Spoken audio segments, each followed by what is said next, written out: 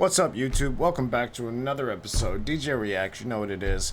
Uh, got a strange one for you today. We're gonna see how this goes. As always, this is for entertainment purposes only. Don't believe anything that I say. Don't believe anything that you see on these videos. Do your own research. And shout out to everybody that's been commenting and showing me love. I really do appreciate it. On that note, let's get into the video. Here's what happens in the 6th and the 7th densities. Here's what happens in the 6th and the 7th densities in our universe according to the book, The Law of One.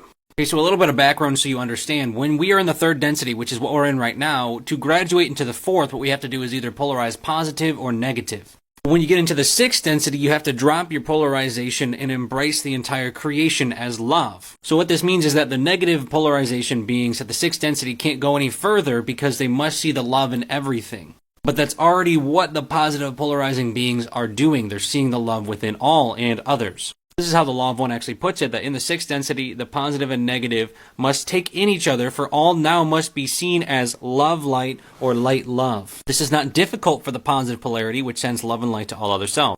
It is difficult for service to self-polarized entities that at some point the negative polarity is abandoned. And in the 7th density, you become one with all, thus having no memory, no identity, no past or future, but existing in the all. Yeah, that comes from the Law of One. If you've never read it, I would suggest you can download the PDF. There's a lot of good stuff in there. I've read it. It's nothing but good stuff, and you need to know this kind of stuff if you're trying to raise your consciousness and your density level. Okay, so this is what happens in the 4th through the 7th density according to the book, The Law of One. Okay, so it's directly from the book that it's really hard to describe what happens beyond the 4th density. So the 4th density is not of words unless chosen, which means we talk by telepathy. It's also not of heavy chemical vehicles for body complex activities. It's not of disharmony within self. It's not of disharmony within peoples. It is not within limits of possibility to cause disharmony in any way. It's also a plane of compassion and understanding for the sorrows of the 3rd density, which is what we're currently in. It's also a plane wherein one is aware of the thoughts of other selves. Now, while the 4th density is known as the density of love and understanding, the 5th is the one of light and wisdom. And the 4th and 5th densities attempt to sway those in the 3rd density to polarize either positive or negative, because that's how you graduate into 4th density according to the Law of One. Check out my part 1 for understanding the 1st or the 3rd density, and we'll talk about the 6th and 7th in part 3. It's a good point. Let's see if we can find that first one and see some of that. Found it. Here's how the densities of our universe work according to the Law of One. So I designed this map so that it's hopefully a lot easier for you to understand. So there's 7 densities in our universe, and you can imagine that each one of these densities is essentially like a vibrational threshold. Kind of like when you're going down in the ocean, there's a certain amount of pressure, and bodies can only withstand a certain amount of that pressure. You can imagine that there's certain bodies made for certain densities. So you could say that everything is one consciousness, and that one consciousness has fractalized itself up into different densities and bodies in order to experience itself or to come back to the realization that it is one. So in the 1st density of the density of elements, which would be earth, wind, air, fire, water, the usual. Then in the 2nd density you have higher plant and animal life. And the transition from the 2nd to 3rd density means that you become aware of the spirit complex instead of just being a mind-body complex. And it wasn't that it's not there, it's that it was there the whole time, you're just realizing it in the 3rd density. That's why it's called the density of self-awareness. The 4th through the 7th are harder to describe. I'll do my best in part 2. Pay attention. Things to ask here, but first of all, just in case people are not familiar with your work, let's sort of linger on the big, bold statement here, which is the thing we see with our eyes is not some kind of limited window into reality. It is completely detached from reality, likely completely detached from reality. You're saying 100% likely. Okay. So none of this is real in the way we think is real. In the way we have this intuition, there's like this table is some kind of abstraction, but underneath it all, there's atoms. And there's... Sorry, I know you guys are going to get mad because I paused it. But if you remember one of my videos not that long ago when I was speaking of how dumb our senses are. Our eyes, our nose, our mouth, our ears, our hands for touch. We never actually touch anything. It's physically impossible for us to ever touch anything. I'm not sitting on this chair right now. It would be physically impossible for me to sit on this chair. But I am gliding or hovering just minuscule amounts between me and the chair. You never touch anything. So what you see as touch is what you've perceived as your perception as touch, right? So, like, let me explain this another way. Have you ever burnt a finger and then you went to go touch something and your other fingers feel it one way, but your burnt finger feels it another way because you've burned the skin, right? So that's all perception. So all of our senses, all they are translators for our brain. You can see, smell, touch, all of these things much better without your senses. You can do this without, there's people out there, this has been known for a long time. You can see better, actually, without your eyes. You don't see this three-dimensional world. What you do see is the energies, the actual makeup of the world. So you see more, in a sense, and you see at a much higher density level than you would with your two eyes. 100%, there's 100% of the light spectrum. We only see 1% of that. Animals see better than us. That's why we have to use all of these infrared cameras,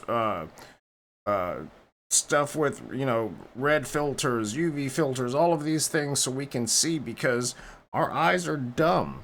So when you're talking about all of these different dimensions that are here, but they're just one frequency away from us, and a lot of them can see us because they're higher density beings, but we can't see them because we're third density. We're going to fifth density. We're in that transition now. But our senses are very dumb. I'm sorry for interrupting. I just wanted to preface that so you understand what's going on. And I even made a short about this, about how we never touch anything. Go check out my short.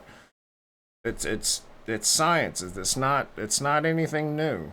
But I'll shut up. There's an entire century of physics that describes the functioning of those atoms and the quarks that make them up. There's many Nobel Prizes about particles and fields and all that kind of stuff that slowly builds up to something that's perceivable to us, both with our eyes, with our different senses, as this table. Then there's also ideas of chemistry that over layers of abstraction, from DNA to embryos to cells, that make the human body. Right. So all of that is not real. It's a real experience, and it's a real adaptive set of perceptions. So it's an adaptive set of perceptions, full stop.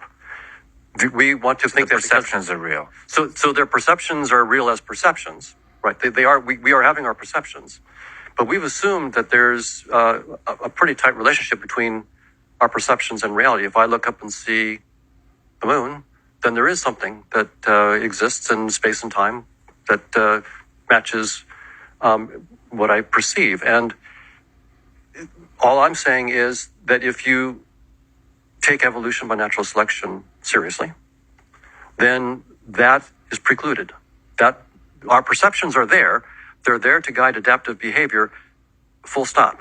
They're not there to show you the truth. In fact, the way I think about it is they're there to hide the truth, because the truth is too complicated. It's just like if you're trying to, use your laptop to write an email, right? What you're doing is toggling voltages in the computer. But good luck trying to do it that way. The reason why we have a user interface is because we don't want to know that quote unquote truth, the diodes and resistors and all that terrible hardware. If you had to know all that truth, it would, your friends wouldn't hear from you. So what evolution gave us was perceptions that guide adaptive behavior. And part of that process, it turns out, means hiding the truth and giving you eye candy.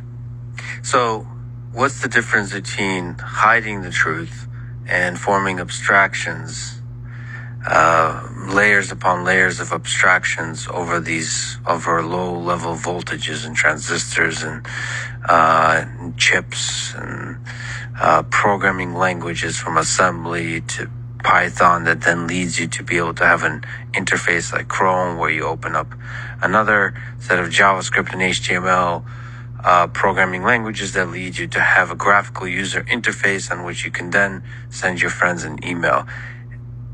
Is that completely detached from the zeros and ones that are firing away inside the computer? It's not.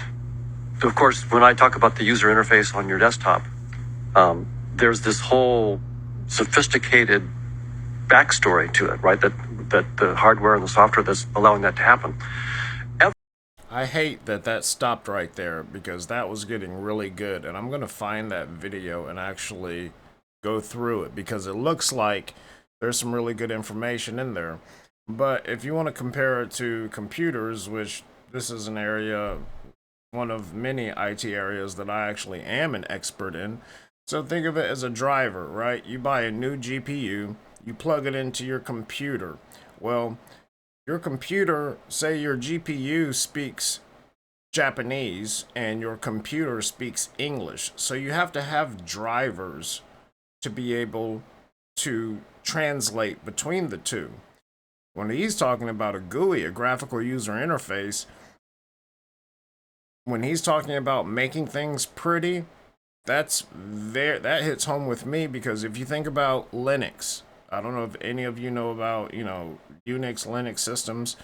So for years, we've had to do all command line with Unix systems back in the day. But Windows is nice and pretty, and they have a great marketing campaign. But it's extremely insecure. There's a lot of vulnerabilities. But Unix, Linux, always been, what people store, what people harden, what people put the important stuff on. You're not going to put it on Windows. You're going to put it on something like Linux. So, but Linux is not user friendly, right? Like, you're not going to go out here and get somebody that knows how to click start program files or programs and, or even dig through directories on Windows. You're not going to get that person to be able to use Linux because it's a lot more involved, right? So when he's talking about the ones and the zeros and the voltages and all of that, that's already done for you, but you can set that also, You can set that in your BIOS, but your BIOS has a user interface. And if you look at how your BIOS has a user interface now compared to the user interfaces 30 years ago, they're way better now. 30 years ago, there was no overclocking within your BIOS or within your operating system. You actually had to look on your motherboard and look at the voltages, and you had to take the jumper and put it where you needed it to multiply that voltage to where you wanted it to be in order to overclock that chip. So that just kind of went way far, but the whole point is he's talking about our perceptions. Our perceptions make things prettier for eye candy to make that perception easier on us. But our senses are so detached from actual reality. It's just completely detached from reality. So when you're trying to get to what's real, like what I've been trying to do most of my life, get to what's real, get to the core, get to the real knit and grit of stuff, then it's not going to be pretty, and it takes a lot of work. And you're going to realize that you're wrong about most things, like everything that you were indoctrinated to believe and brought up to believe since you were born. You're wrong about them. And that's a hard pill to swallow for a lot of people. I can't remember what philosopher said this. Not philosopher. I think it was a German. I think it was a German philosopher. But, and I don't even remember the phrase. But he talks about a man a man worth his salt can take something that breaks his foundation of everything he knows and then completely disregards it and goes with truth when you find truth.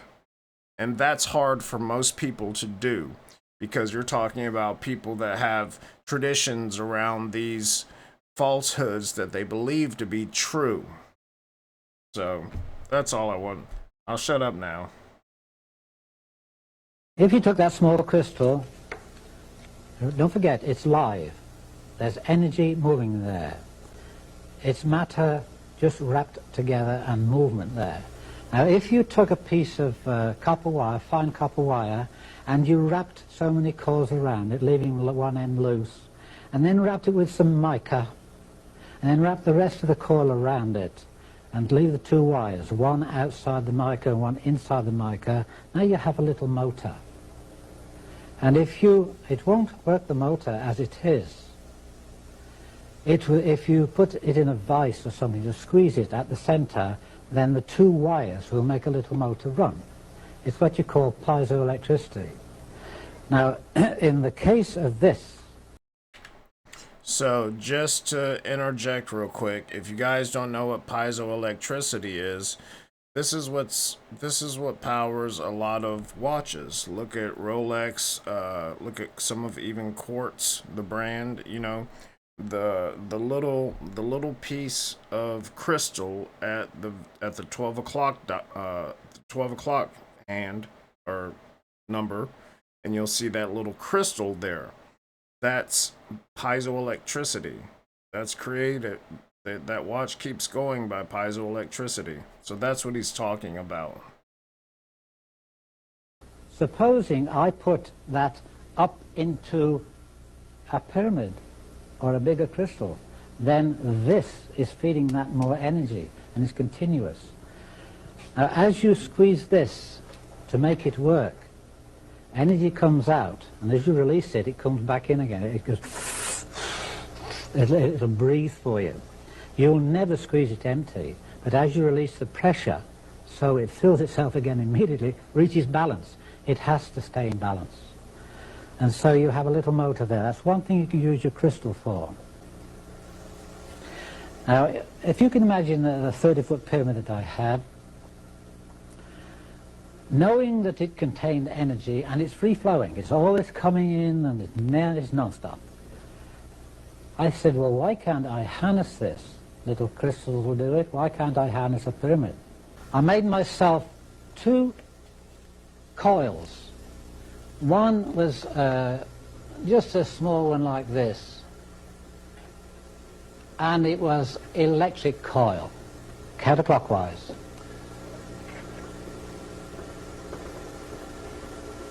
And I hung that in the top of the pyramid. But before I did that, it was stove wire. And there's about 8 strands of copper wire and stove wire. And I undid them and made them into a lot of fingers like this, spread them out, something like an antenna. And this end here, I just hung it up, fastened it up onto the beams, and that was right in the peak. Now I went downstairs, and I had a spare piece of plywood, quarter ply, and I made a magnetic coil with old antenna wire. It was double wire. And I put one end straight through into the earth, and so looking at it like this, it stuck through there, and my coil is on here like that. And the other end I left standing up to connect. One's into the earth. Now all this wire... So remember, magnetism goes, electricity goes counterclockwise, magnetism goes clockwise. So that's where you get, on top of the planet, you get both, which creates the torsion field. I just wanted to add that in there in case somebody needed it. Here, it's only quarter ply, and I used 2-inch staples. The staples went straight through the ply and gave me a better ground. This was also ground in the center. There are many things that have happened to me in my time that I can't really explain. There are many things that I have known, but don't know how I know. And this is one instance where this happened to me. I knew I had to connect these two together with some natural wool, sheep's wool. Nylon was not what I wanted. You all heard that, right? This is something we talk about on my channel a lot. It's called knowing. You just know things. You don't know how you know them, but you know them. And they are fact. They're pure truth. But you don't know how you know them. That's what he's talking about. And so I got hold of some ordinary wool, and I measured it out. Up the stairs go right to the top. I measured it out so it hung from here to within 6 inches of the floor. Plenty to fasten to that and to fasten to this. Now I stood on some steps up there and fastened that to there. I just wrapped around, tied it round. Simple. Nothing clever about it, just fastened it to this copper wire. And I hung this down through the steps, through the stairway, until it was hanging down, but it wasn't touching the floor. I went downstairs to connect this to that, and as I caught hold of that, it threw me 20 feet across the floor. I'm 180 pounds, and it picked me up and threw me 20 feet across the floor. I've got no skin on this elbow here and all down my leg here. And I lay there for about 5 minutes at least, wouldn't know what happened to me. All I had done was touched a piece of wool. Now, this wool had gone through, it wasn't even connected to this, it had gone through my cube root of the pyramid, which was about here, and up to the point, the second magnitude there, and that part was connected. And when I touched that, I grounded the whole damn thing, and it threw me 20 feet across the floor. I didn't know what had happened to me, and the result of it was I took the whole thing to pieces. I still have the parts. You can have them if you want them. And I realized that I was fooling around with something I didn't really understand. It taught me a lesson, but it also meant that I could stand here and tell you, don't fool around with these crystals until you know what you're doing. There's so much work that's being done right now about crystals, but they're not publicizing it because they don't want free energy. They don't want any of this stuff to be freely available, because you're talking about hundreds of $trillion a year businesses, right? These industries are hundreds of $trillion a year industries. So they don't want it to be free. We're so far behind. We're very far behind, and it's because of the greed of very few people compared to the population. You know, world hunger, free electricity, homelessness could be done in a week. World hunger, done in a week. Free electricity, done in a week, maybe two, you know, to get the whole planet. But yeah, it can all be done. But they don't want that. They don't want that. Because if that happens, then they lose their positions. They lose their money, their power, their control. They lose everything that makes them them now, which are the ones pulling the strings. That's why we've got to wake up and start doing this. They can't go around unaliving everybody. I've got the blueprints for one of these systems for water, you know, just, it's very easy. And I saw the guy do it. He took it from his car and he put it on a motorcycle. He went 400 miles on a liter of water. And I have the blueprints. I know how to build it. But what good is me building it if I just build it and show it and then I get unalived? What needs to happen is need to manufacture a lot of these, you know, say 100, and just give them to people. Let them go around talking about it all at the same time. Because then, when something happens in masses like that, if they were to try to come after people in masses like that, that's when things will get done. But people aren't going to care about one person here, one person there. They don't care about that. But let 100 of us all be doing the same thing, all posting videos, all talking about the same thing. Yeah, I got this. It's running my car. It's running my motorcycle. You know, I've got this thing spinning. It's electromagnetism, but it powers my whole house. I don't even need any solar panels. This thing powers my house and 2 of my neighbors' houses. So we're off the grid. So if one person does that, it's against the law.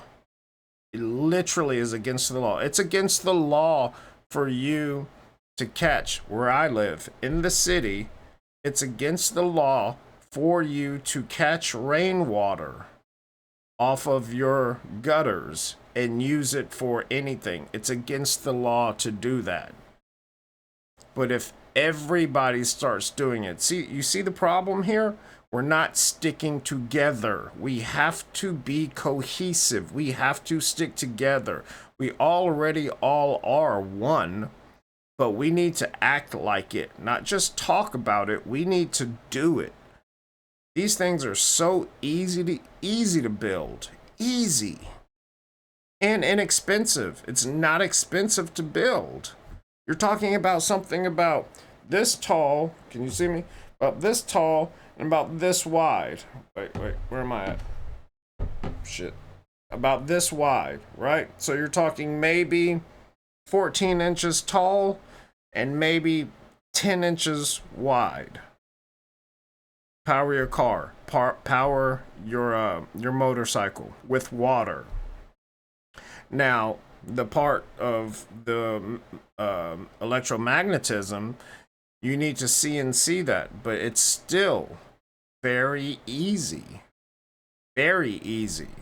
I'm gonna stop talking. We're never gonna fucking get anywhere if we don't stick together. We're never going to get out of where we are now if we don't stick together, if we don't form as a cohesive group of people, the people that we are, and put all of this out there and start actually doing it. We can sit here and talk about it all day. We could talk about it all day. But I know tons of you out there are good with tools like I am. And you can machine parts. I can machine certain parts. I can build stuff. You know, there's other engineers watching me. I'm not the only engineer and architect on here. I guarantee that. So if we all started doing that and just giving it to people, right? Just giving it to people. Wouldn't cost much. You know, maybe build a couple a week, and once we've got 100, give it out to everyone, to 100 people, and let them start posting on TikTok, on YouTube. Go to the news, let the news sources get them, you know, get them live on news. That would change everything. It has to be a group effort. It can't just be this lone wolf stuff all the time, because that's how they always get them, is because it's one person. But when it's so many people, no, they won't be able to do that. Not adults. Excuse me. Not adults. They wouldn't be able to do that. We need to do better. We need to do better. These kings were not humans. They were these Anunnaki people. There are people who believe they're the direct descendants of these beings and that they have the right to rule over human beings still to this very day. And they came from the Bureau. They got down to Earth. And this is about 450,000 years ago, according to the tablets. The Anunnaki, who are also the Atlanteans, that's the same people. The Atlantean is the civilization. Anunnaki means those who came from heaven to earth. And they started off with this cloning system at first. So Isis says, I have an idea. She says, I'm going to take an egg from one of the women. And they took the egg, and she cleaned out some of the genetic material. They added some of their essence to the egg. They put it in her womb. She took it the term 10 months, and then you see her in this famous cylinder scroll holding up this baby saying, "My hands have created it." She gave birth to the Adamu, which means first man. So they put Adam in this Eden, E-D-I-N, and this Eden was this laboratory where they would have these mating rituals between the different peoples. And when they got Adam in there, they tried to mate him with these other ones. They made Eve. They mated them, and bingo, it worked. Crazy story. That was about 200,000 years ago.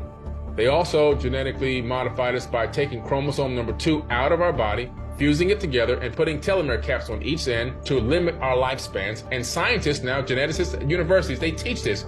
They say, we don't know how this happened. It's an artificial mutation that would have taken millions of years to happen, but it happened about 200,000 years ago. So the tablets line up with modern science. And so it's a foundation.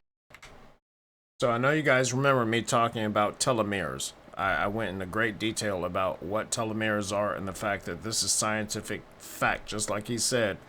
This would have, if this were a mutation, it would have taken millions of years. But we don't see that. We see that couple 100,000 years ago, and it's capped at 120 years, just like a lot of Bibles say. You know, I've dropped your age of existence down to 120 years. So there you go. The foundation of a high-level civilization.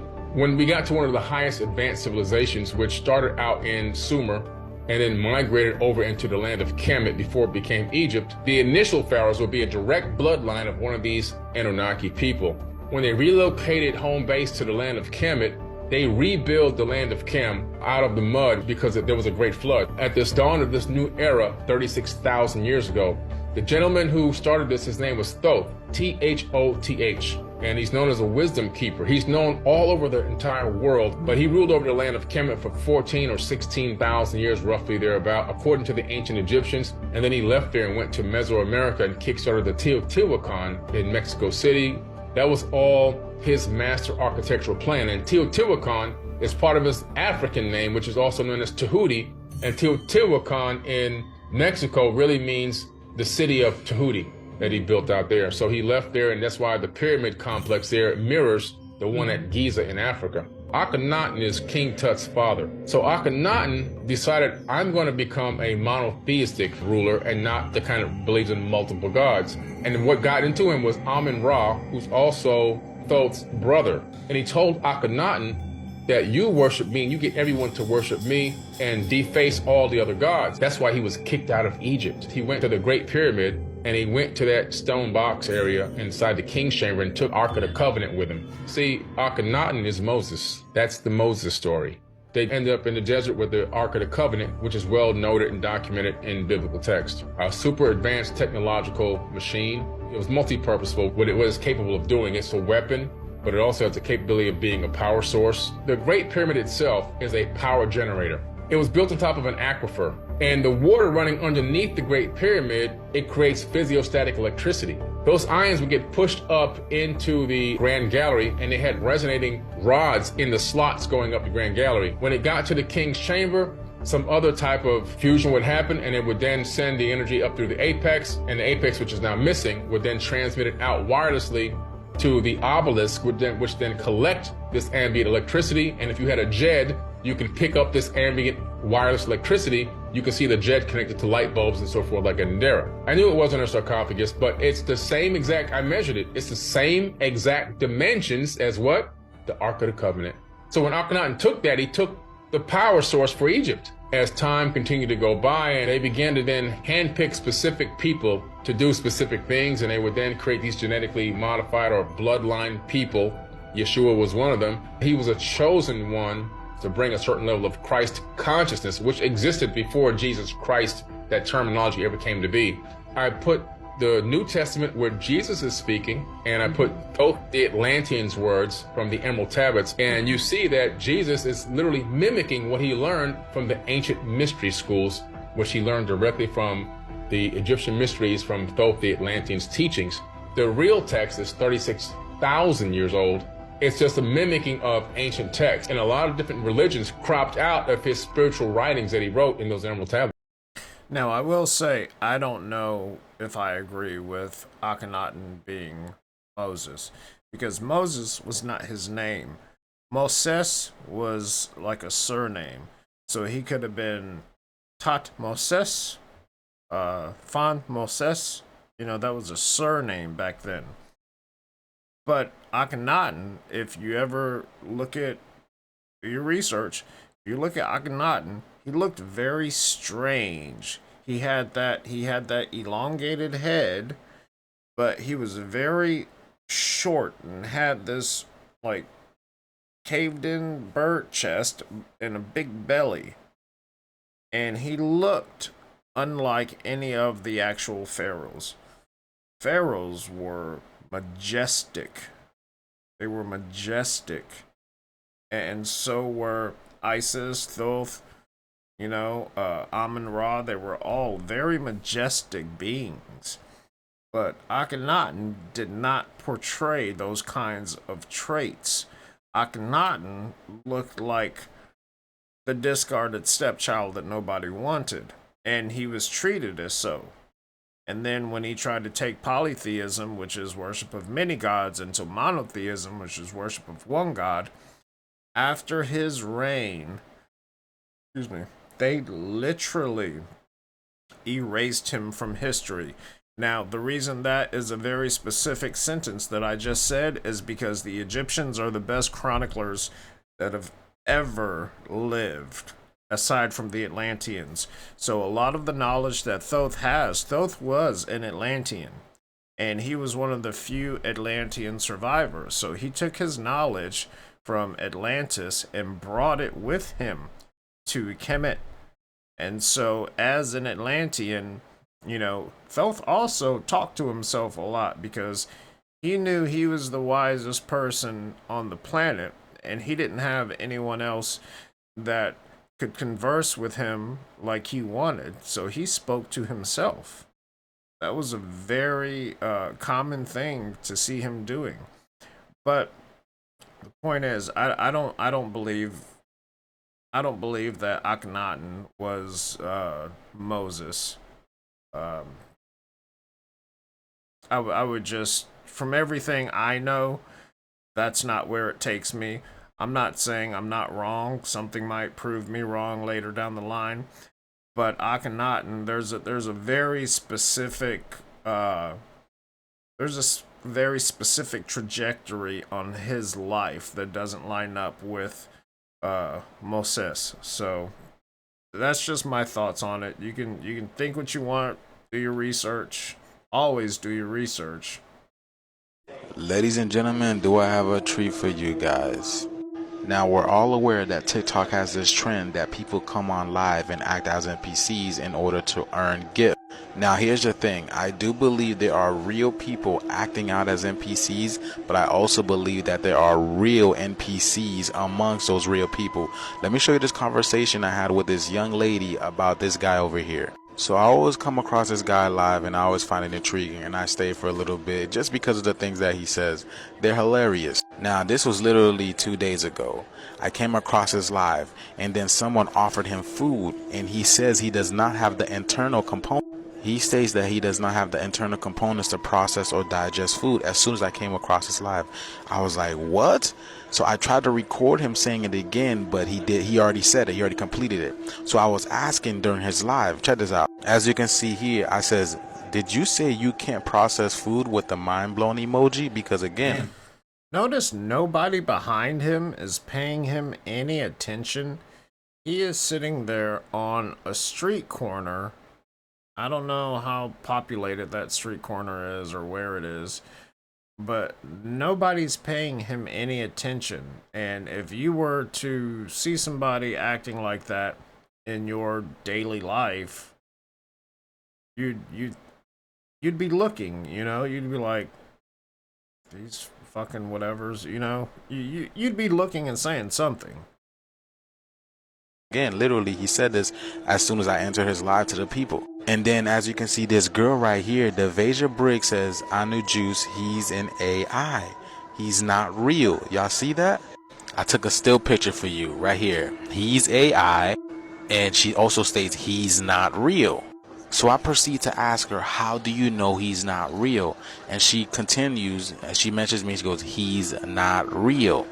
So she states again, he is an AI. And I say, how do you know? Okay, so I asked her, how do you know? And she's about to tell me. So again, I was curious again, so I begin to ask him again. I say, Harrison, can you eat? Look at that again. Look at the people walking by him. Nobody's paying him any attention. I don't think that he's there. I think this is green screen. Food? Can you process food? Okay, and then she comes back. Watch this, y'all. Check this out. Watch what she says. So she says he has a battery pack. Y'all look, check this out. Hold on. Look, he has a battery pack. I was like, what, a battery pack? And I asked her, how do you know? I asked her, how do you know? And watch what she tells me, y'all. Look. Let me see. And then she proceeds to say this, that he showed us his battery pack one day. Y'all see that? He showed us the battery pack one day. Now, I wouldn't think nothing of this, but apparently she's important to him because she's able to pin comments. You can't pin comments in TikTok unless you are close to the creator. And that's what's really threw me off, saying that I don't think she's lying because she's able to pin comments, so she's close to this creator. Wait, she just said that system upgrade tastes like kiwi? If you were an AI, how would you know what kiwi tastes like? And here she is telling all the secrets or revealing the truth about him. Now, furthermore, I ask her, what are you to him? And she says she is his handler. Can you guys believe that?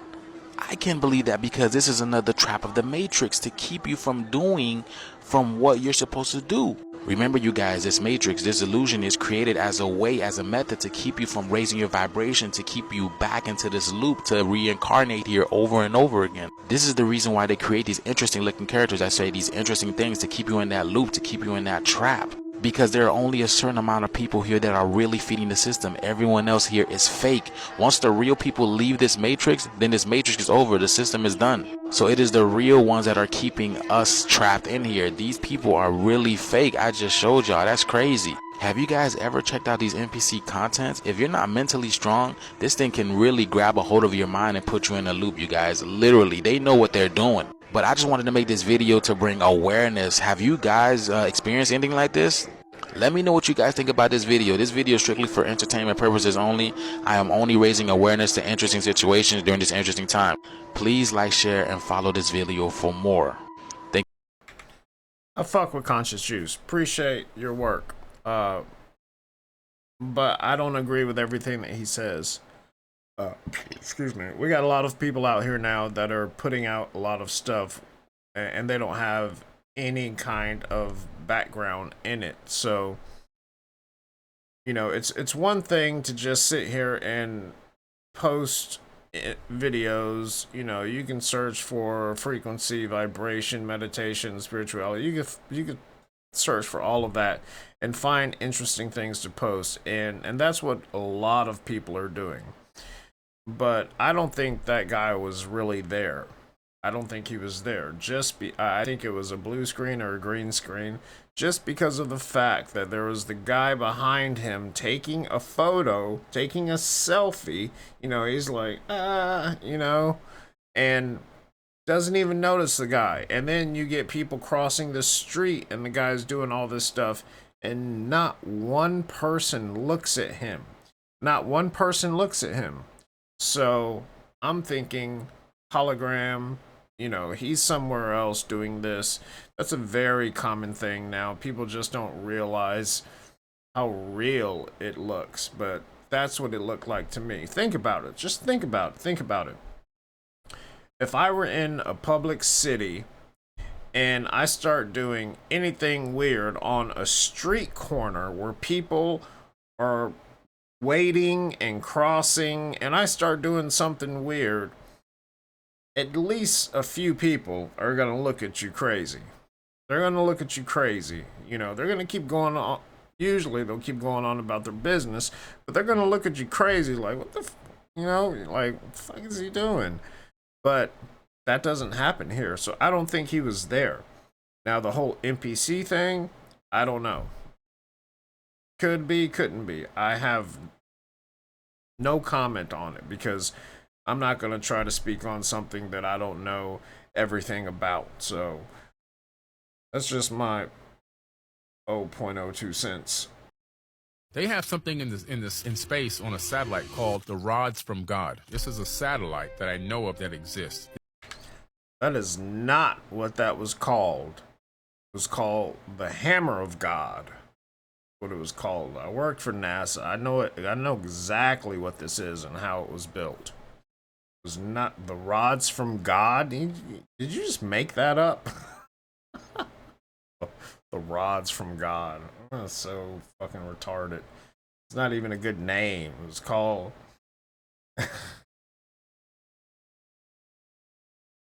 This satellite has 20-foot tungsten steel rods on it. These tungsten steel rods have no warhead, but when it's positioned over any country or any city, it can be released to within a millimeter of the point of impact, and it'll decimate that entire region using kinetic energy. Now, how do you think they get these countries to fall in line with what they want them to do? Imagine you're a country and you want to do this, you want to do that, you want to be able to do whatever you want, and you know that this thing is hovering above you, and we say, listen, if you do it, we're going to drop one. Okay, we're not going to do it. We'll stand down. We'll stay third world. We won't rise up to second or first world. We'll stay back. We'll stand down. They give them a little bit of money, give the leader a little bit of money, maybe install a puppet dictator. You know that thing's over your head.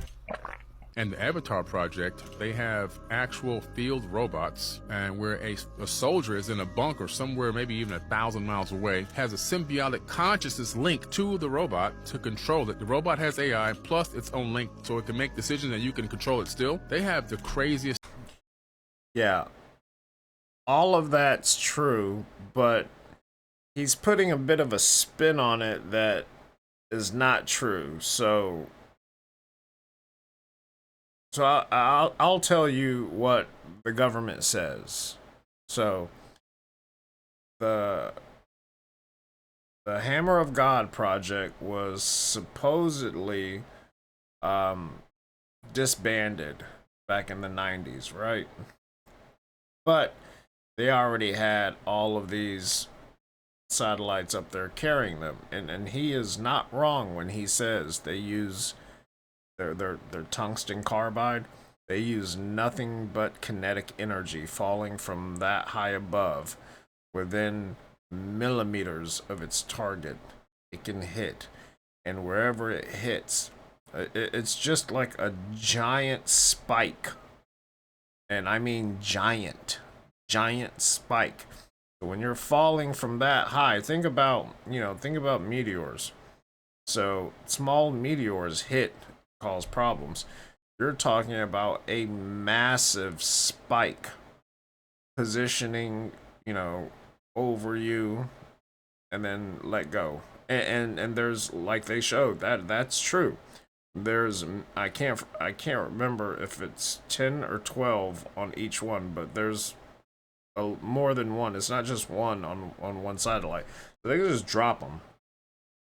And they're using, it's like the best thing ever for war for them, because they're not expelling energy, they're not using resources, they're just releasing a piece of metal from very fucking high up to a specific spot. And that specific spot has a specific fallout radius. So they know it's going to hit here and it's going to affect this radius and nothing else, because there's no fire, there's no chemicals, there's no warhead, there's no nuclear, there's nothing like that. So he's right, but most people don't believe it was ever disbanded. Neither do I, but that's not even the right name of it. Retarded. I'm starting to lose faith in him, and I hate that, because I really used to fuck with him like the long way, but it's upsetting. I'm at Trader Joe's and I want to do a little grocery haul. So I'm just going to say here that most of these foods are man-made and or altered highly or genetically modified. Also, they are making seedless cucumbers now. These are all 10 times larger than they ever occurred in nature. I do prefer my You guys have heard me say this numerous times, and I'm sorry for interrupting, but I'm not gonna not interrupt and say this. Don't eat anything that's supposed to have seeds and doesn't. Don't do that. Don't ever do that. Because you're eating bioengineered food and you're only eating the female plants. I mean the male plants, not the female plants. So you're eating bioengineered food, and when you're only getting one part of the chromosome for that plant, excuse me, it's not good. Don't eat anything. It's not a novelty. Like, oh, cool, big giant cherries with no seeds, or you can have seedless grapes. No, you're supposed to have seeds. You're supposed to have seeds. What is the one seed we talk about? What is the one seed I can't even say on YouTube that cures so many things? You guys know what I'm talking about? Little shaped like, you know, a little half a heart. What are we talking about? Orange. Seed, those seeds cure so many things, but I can't say it. But you know what I'm talking about. They're doing away with seeds. Do not buy stuff without seeds. I would never feed that shit to my family. I cook every night, damn near. And I cook good shit. I don't put processed food, sugars, wheat, soy. I don't put any of that into my family. Don't buy seed, because see, this is what's going to happen. If you all love, oh, they're seedless and they're big, or they're small and they're cute and they're large and they're small, if you guys start doing that, then the real food is going to get just pushed to the side, and they're going to push only this, which is what they want to do. Do not buy anything that's supposed to have seeds and doesn't have seeds. Look at the numbers. Look at the numbers on the packaging. I did a video on this. Look at the numbers. It tells you if it's GMO, if it's got any kind of hormones, or it tells you if it's natural. Look at that. Pay attention. It's going to take a little bit longer for you to do your shopping. Fuck, it takes me like 2 hours to do my shopping. But you know what? I'm not buying anything bad. I'm making sure I don't buy anything bad for my family. I stay away from Walmart. Fuck with Publix. They fuck with the small business owners that do natural stuff that's good for you. Walmart doesn't do that. They want to make you think they do that because they know by law they don't have to tell you when something's not natural.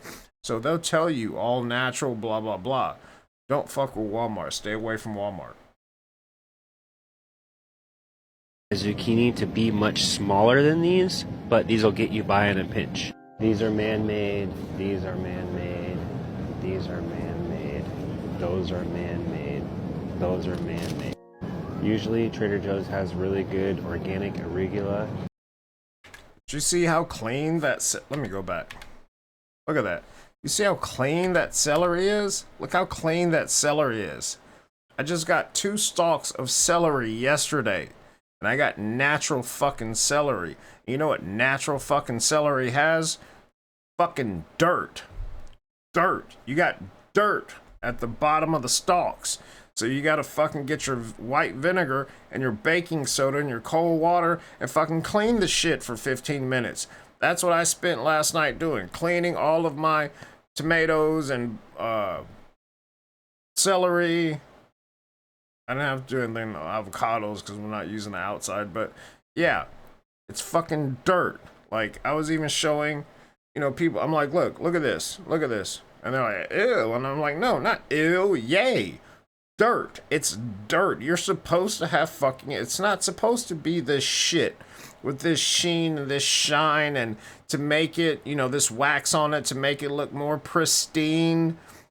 Public sits there and waters. They've got an actual irrigation system watering their shit all the time. And then when it goes bad, they replace it. Because they need water. They need dirt. It comes from the fucking ground. Stop being stupid. I get emotional about this because this pisses me off because this is the reason for the health crisis that we have in this fucking country. This is the reason so many people are so unhealthy because they're eating all of this bullshit. Buy some food with fucking dirt on it. Not like dirt on it. Food that's supposed to have dirt on it. It's a root. It comes from the fucking dirt. You know what I mean? Made. Those are man-made. Usually Trader Joe's has really good organic arugula, but right now they do not. Also just keep an eye out. A lot of this kale is actually hybrid, and also the spinach is man-made. I love their organic D'Anjou Paris. Amongst all the fake foods, here we have the infamous seedless lemons. Do you understand how sad it is that they've actually taken one of the most powerful vegetables to ever exist, kale, and they've just mutilated it. They've mutilated it. And from what other people have told me, they're like, oh, I love kale. Kale tastes so good. I'm like, what the fuck kind of kale are you eating? I have kale. A lot of it. Natural kale. I have to mix it with other shit. Kale is bitter and disgusting. Real kale. So, if you eat kale and you like it, it's not real. Kale's hard to swallow. It's you gotta do some extra stuff if you're gonna eat kale, and I eat a lot of kale. You know, but I can't just eat kale. Excuse me. You can't just eat kale. It's dry, it's bitter. No, you gotta throw some stuff in there. You gotta throw some apples, you know. Throw something in there with it, you know. You can't just eat kale. So yeah, don't do that. Organic or not, kiwis are super man-made and super high in sugar. A lot of these cereals are just sugar-packed glorified wheat. Here we have organic Fuji apples, and these are the closest that I can find to crab apples. The rest of these... Oh, he said the magic word. Oh my god. Those Fuji. So I've told you that, you know, growing up in Europe, as a child, you know, 6-7 years old, I used to hop over the farmer's fence, and because they had crabapple trees, and when I got to the U.S., nobody knew what crab apples were. It was weird, but anyways, crab apples are awesome. So I would climb into the crabapple tree, and I'd be picking them and throwing them down to my buddy, you know, and he'd put them in a little bag, and then I'd take my shirt and, you know, stuff a bunch in there. And then the bulls would start coming, like actual bulls. And so then we're like, oh, okay, he's starting to get pissed off that we're here, and we've got a my mind just went blank. We've got a damn fence, you know, why can't I think of the fucking word right now? I'm so concentrated on fruit. We've got the barbed wire fence, and we've got it, you know, we take it and we twist it, knot it so that we can jump back over it, right? And so then we get chased, you know, we hop down, and it's a cow field, so there's like just plops of manure everywhere. So I've slipped so many times and slid in that shit, but it's worth it for the crab apples. Crab apples and those Fuji apples are the closest thing in the US I've ever had to actual crab apples. Crab apples were all I used to eat. I'd never had any kind of, like, when I came to the US and I saw the apples you guys eat, I was like, that is weird looking. And then it was weird tasting too. Like, you guys don't know what real food tastes like. That's the weird thing. Like, you guys don't know what real food tastes like. If you haven't been to the country and you haven't had like somebody that, a family member or a friend of a family, that's got, actual chickens, and they you know, and then they pluck them, and then you eat it. That chicken, that's the kind of stuff I grew up eating. In Europe, it's normal because we have laws against doing this kind of shit to your own citizens. Think about that. Think. We have laws that prevent this kind of shit from happening. We're not allowed to ingest this. It's not allowed to be sold there. Think about that. Think about how your country's trying to fucking kill you. So yeah, when I first somebody gave me some chicken here, and I had no idea what I was eating. None. I was like, what is this? It doesn't really have any taste. And then somebody's like, dip it in some sauce, and I was like, why would I dip my chicken in sauce? Why? Oh, I love the way chicken tastes, A little bit of salt, a little bit of pepper, a little bit of olive oil, that's all you need. And now dip it in some sauce. I don't know what the fuck people are eating, but it is not chicken. It's that pink paste, that pink goo that they shoot out. It's disgusting. I know what real chicken tastes like. If any of you have any kind of family that's actually country or from the country, or, grandparents are from the country, they'll tell you this is not chicken what you guys are eating, and I refuse to eat the bullshit. Like somebody tried to give me just the other week. They tried to give me a 3-pack of chicken breasts. Now, mind you, these chicken breasts about this big each, and I looked at the pack and I was like, oh, that's heavy. I was like, what is this? Breast? The fuck kind of? I'm not eating this. What am I eating? The Arnold Schwarzenegger of chicken? Is this Rambo and Schwarzenegger all together? I'm just eating them as chickens? Fuck no. That's not chicken. Fuck out of here. These are obviously sprayed with a bunch of wax and or bugs. And obviously you can see here the organic ones are not. They have delicious plum.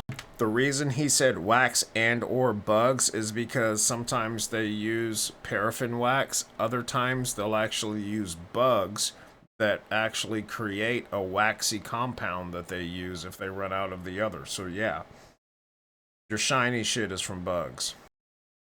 Or cherry tomatoes, and they even have the heirloom ones. Actually stock a really good ginger. Notice how small the roots still are. These are more like what nature created. These things are a lot smaller than you're gonna find in most places. Organic fresh basil is always great to include in your diet if possible. Organic red onions are amazing for your health. Garlic is fake, acidic, and it's actually a poison. Potatoes are also 100% Potatoes are also 100% poison. Garlic is fake, acidic, and it's... So, I disagree here, and I'm not saying I'm 100% right, and I'm not saying he's 100% wrong, but I disagree. Natural garlic is one of the best antibiotics and inflammation killers that you can have. I've met people who have... So I don't know if you know what a dry storage is. It's basically like a farm, but you just have stuff hanging in there. So it could be, like in Alaska, it would be salmon. In other places, they wouldn't be hanging, but there would be just it's open, but they're stored there. Like there's no doors on the barn, so there would be cheeses in other places. Well, I met this guy that had just garlic, just a lot of garlic that he just dried out, and he would just go through a bunch of garlic every day. He grew the garlic himself, obviously. It's his farm, but this was a massive dry storage for him, and he just had the garlic sitting out all over the place, just drying. And when they get to a certain stage, he just eats it like that. It's kind of like dry aged, meat or dry aged cheese. Same thing with garlic. So I don't know if I agree with him here. Garlic does have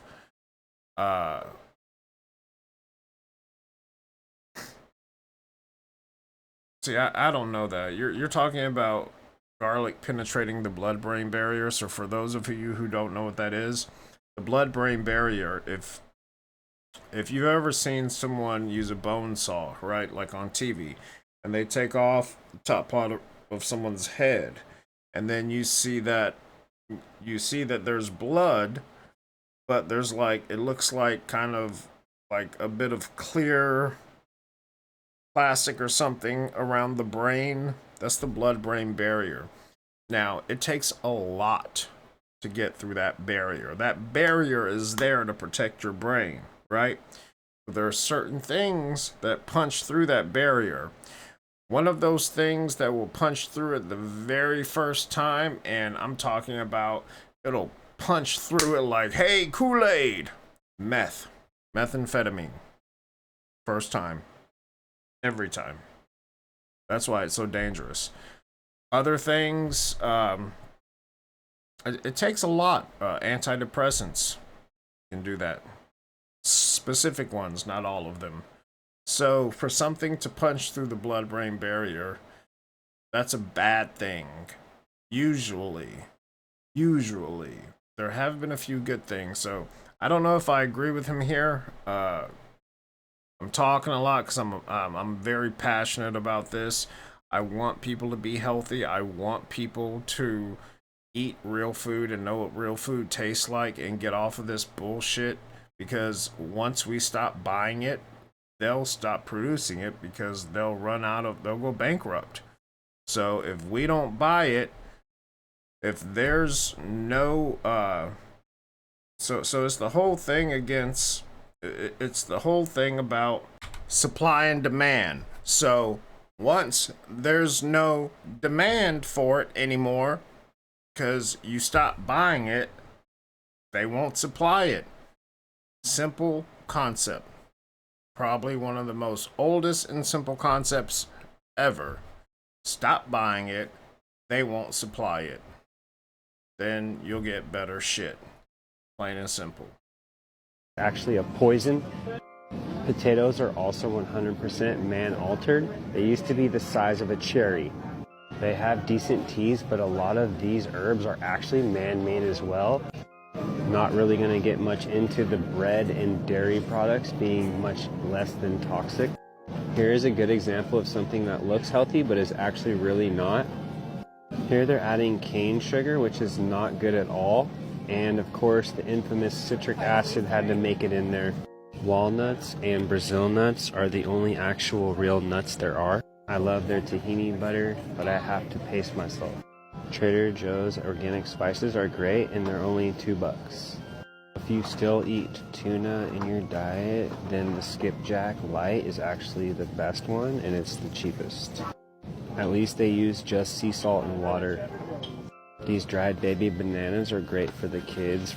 That's what you want to look for. And a lot of stuff like that, like especially tuna, you want to find something that's just sea salt and water.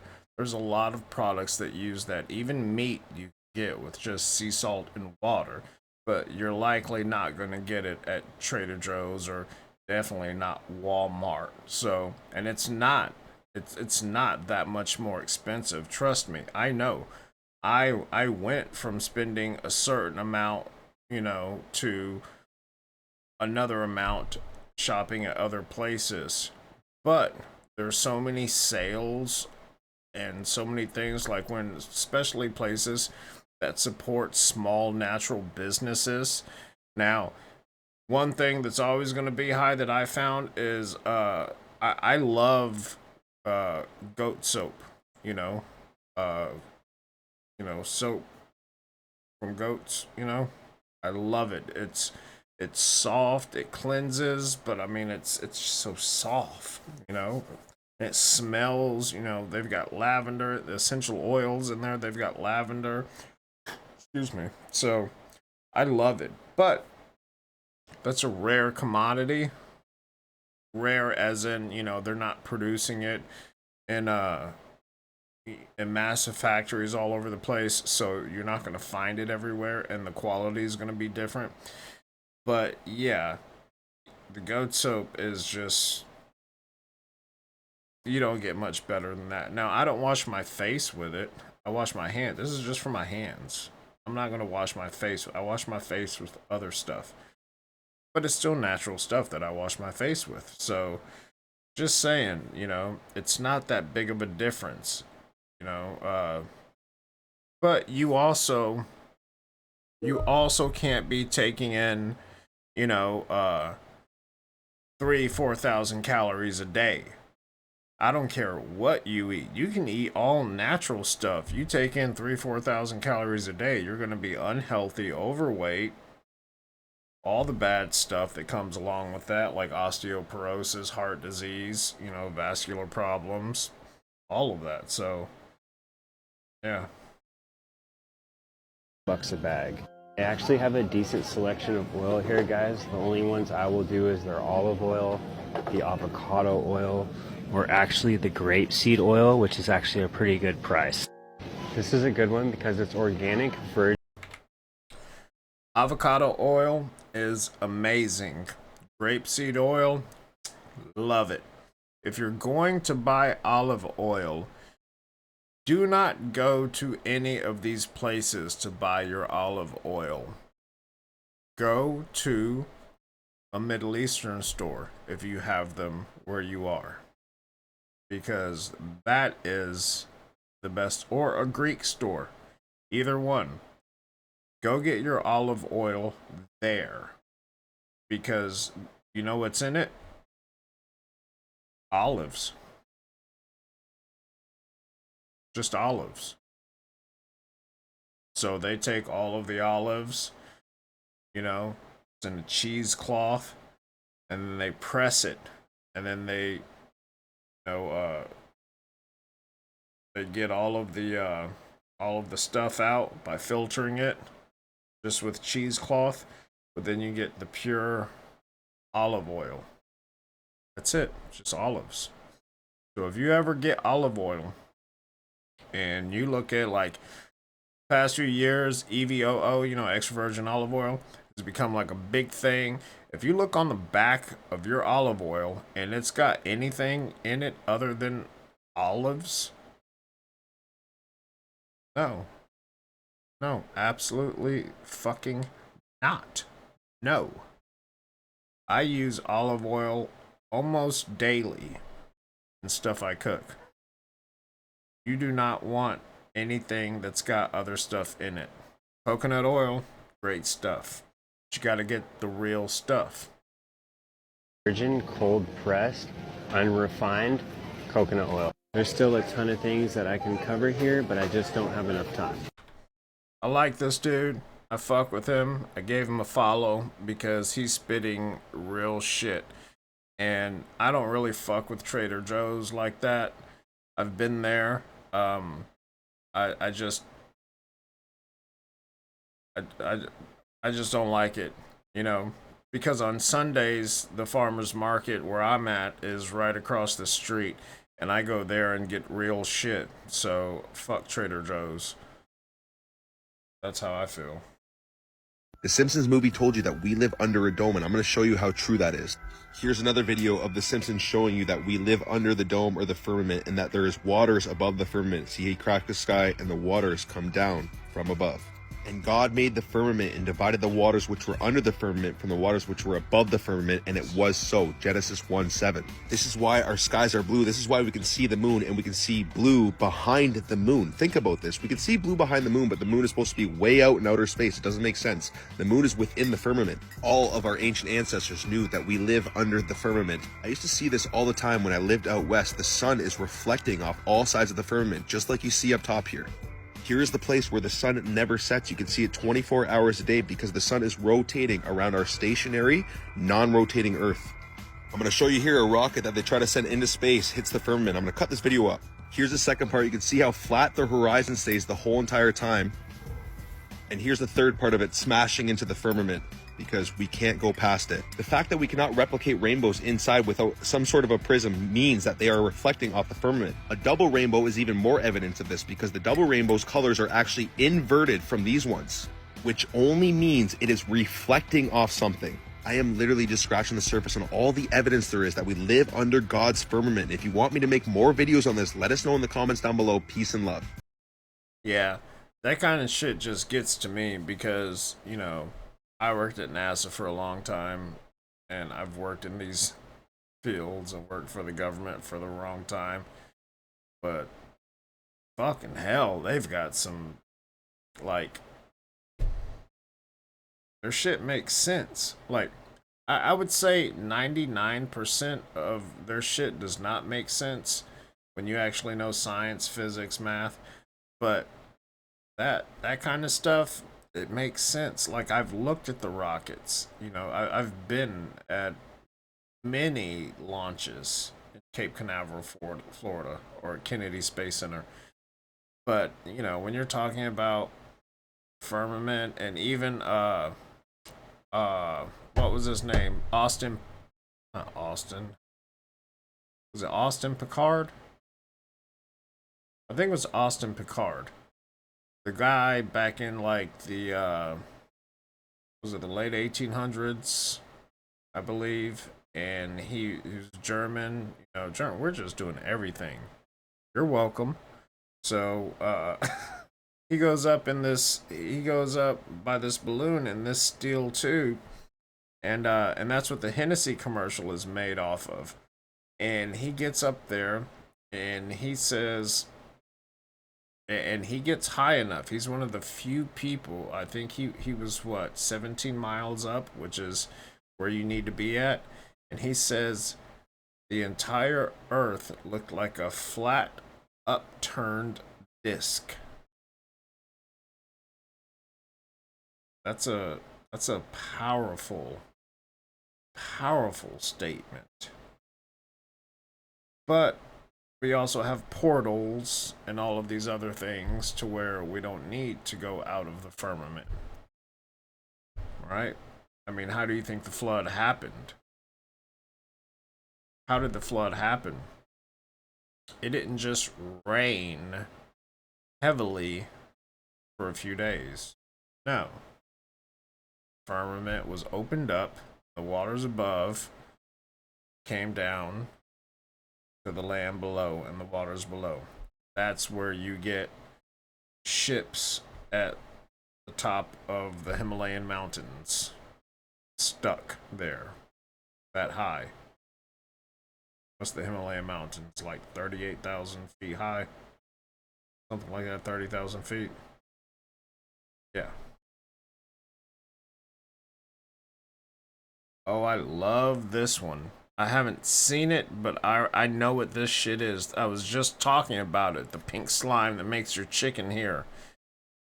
Pink slime matrix meat. Why? Because this former USDA scientist, now whistleblower, knows that 70% of the ground beef we buy at the supermarket contains something he calls pink slime. Beef trimmings that were once used only in dog food and cooking oil, now sprayed with ammonia to make them safe to eat, and then added to most ground beef as a cheaper filler. It was Zernstein who in a USDA memo first coined the term pink slime, and is now coming forward to say he won't buy it. It's economic fraud. It's not fresh ground beef. It's a substitute. It's a cheap substitute being added in. Zernstein and his fellow USDA scientist Carl Custer both warned against using what the industry calls lean, finely textured beef, and is widely known now as pink slime. But their government bosses overruled them. Why didn't you consider it beef? Because it was a salvage product. Leftovers? Fat that had been heated at low temperature and the excess fat spun out. Here's how it's done. Those waste trimmings are gathered, simmered at low heat to make it easier to separate fat from muscle, put in a centrifuge and spun to finish the separation. Next, the mixture is sent through pipes where it's sprayed with ammonia gas to kill bacteria. and finally compressed into bricks and flash frozen for shipment to meat packers and grocery stores, where it's added to most ground beef. And it doesn't have to appear on the label, because over objections of its own scientists, USDA officials with links to the beef industry labeled Stop pink slime eating fake meat. See, that's my whole thing. Like, people wanna reference these industries. Like, oh, it's FDA approved. Oh, it's USDA regulated. That doesn't fucking mean a damn thing to me. And it should not to you either. At all. It doesn't matter what it's concerning. It shouldn't mean a damn thing to you, because look what they do. Look what they're doing. I've seen so much of this in my life that it aggravates me, and I get very emotional about it, because I want everybody to know this kind of stuff. But when it comes down to it, it's all about, you know, what do you do about it? Are you doing something about it? At least for your own family, or at least for yourself. Are you doing something about it? You've never craved hunger. You've never craved sugar. You've never craved sweets. You've never craved that. Parasites in your intestinal lining crave that. You've never craved that. You can't. It's not possible for you to crave that. So this is the whole thing. When you go to the store, what are you doing? Are you contributing to them or contributing to what's real? Cleanse your gut. Get those parasites out. I take, what's it called? Paragard. I take Paragard every day. You know? But I also can fast for 30 days on only liquids. You know, and I was doing that since a child. It took me a while to get to 30 days. You know, first it's 2-3 days, then it's 5 days, then 7, and then you go up to 14. And, you know, by the time I was 15, 16 years old, I could fast for a week. I did it not that long ago, you know, last year. So, yeah. And I'm actually starting one tomorrow. I don't know how long it's going to be. This might be just a 2-weeker, but yeah. You guys got to get with the truth, get with the program, and get out of the programming. Like, get with the program, get out of the programming. Because they just shove the shit in your face and they want you distracted. That's what all of this stuff is. They know how dumb your senses are. They know how dumb they are. And I talked about this in one of my videos. This poor girl that was a ChemE major, a chemical engineer major. She wanted to do something great with chemistry, but she couldn't find anywhere that was hiring at the time. So she works for Dorito. And so what she does is she takes a pressure machine and she quality tests chips. So out of every so many batches of chips, she takes one and she puts it there, and then she pulls it down and sees at exactly what PSI that chip breaks at. Because they've done so many studies to where they know all of these chemicals that they put on your Doritos. Plus, the big thing is where it breaks, what PSI it breaks at. This is the crazy thing. If all of those things are not aligned, you won't release dopamine. Do you understand what that means? Do you know what the fuck that means? They're treating it like a drug.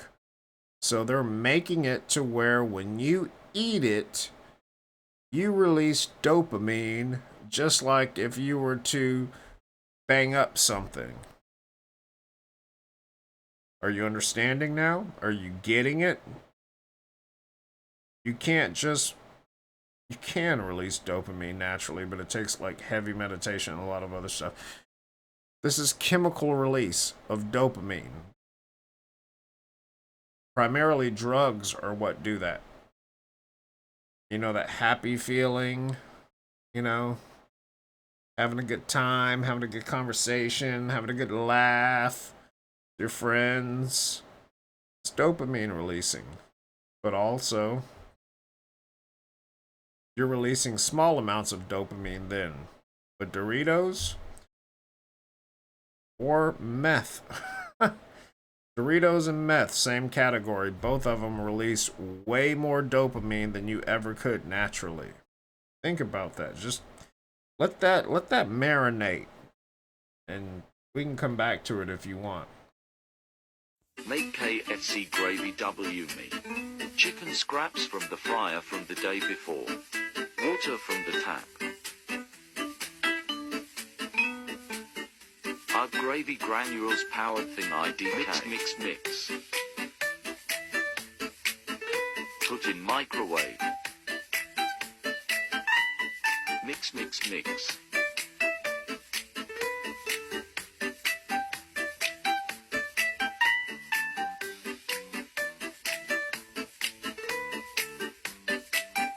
Pour. Get rid of the fatty lumps. Pour in the cups and they're done. That's disgusting. See why I get so emotional and so upset? Because this is what you're putting into your bodies, and you're not aware of it, or maybe you are aware of it and you just don't care. If you don't care, unsubscribe. Go to a fucking mukbang channel where they're eating all kinds of crazy shit. Excuse me. Oh, that actually like upset my stomach watching that. That is just disgusting. Like, how the I always wonder, and I've said this to many people. Say, for instance, where I'm at, and I know this for a fact because I donate to this company, and I've sent them tests. They sent me a test kit. I've sent them samples. So, you know, the government allows 8 to 11% of lead in your water. They allow like 5% arsenic. So if you were like, you know, just got through playing some ball, like, oh, I'm thirsty, and I give you a glass of water, and I'm like, hey, it's gonna quench your thirst, maybe, but it's also got like a bunch of lead, a bunch of arsenic, some ammonia, you know, in it. But hey, you're not gonna taste it, and you won't be that thirsty anymore, even though there's salts in it that also make you more thirsty in a few minutes. You wouldn't drink that, would you? I don't know. There's a lot of dumb people out there that would be like, well, yeah, if I was thirsty, I'd drink it. But then I'd go drink something else, you know. But no, you wouldn't. If you have if you're above, like what I said yesterday or the day before, if you're above that 94 to 104 or 108 IQ range, if you're above that, you know better. That's why I get so pissed off and emotional with this kind of stuff, because this has been a life's work for not only myself, but my mother, my father, you know, many countries. You're talking, you know, I've only been in 30 countries, which sounds like a lot, but my mother and my father have been to double that each, finding stuff, spending their lives learning the truths and teaching them to me. And yeah, just got to do better. I can tell you that every potato, which is a basic food, has the most deadly pesticide in it of any food that we have. And it's there in the fiber. I know. You buy an apple. another basic food. And you're buying a lethal dose of arsenic of lead because it's sprayed 4 times during its maturity. And that is in the fiber. People say, oh, I peel it. It's not in the peeling. It's in the fiber itself as well. What are we up to now? They radiate your food to keep it as long as it can't decay because there's no action left when that radiation hits it. What are we going to do about all this? Your government will tell you there isn't enough there to cause any trouble. I tell you, it's accumulative in your system when you keep putting it in. I found it. And it's basically back of many, many problems that we're facing today. Look at that. She went on to heal herself and live to be 106. This is why I like talking to the older generation. You know, I grew up with parents that are from her generation. My mother was born in 46. My dad was born in 36.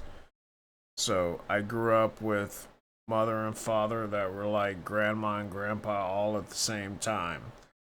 I love talking to these people because this is where you get the truth from.